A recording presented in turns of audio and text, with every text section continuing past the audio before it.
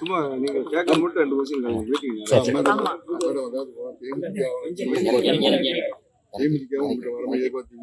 அவங்க போயிட்டாங்க.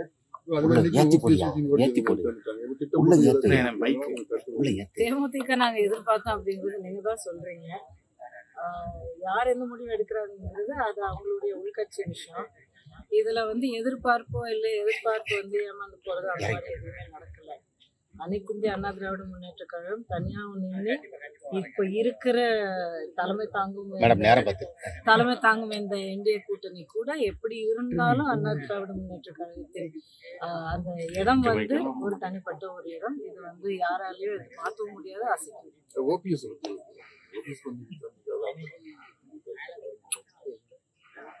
அதாவதுங்க, இப்போ சிலபஸ்ல இல்லாத சப்ஜெக்ட்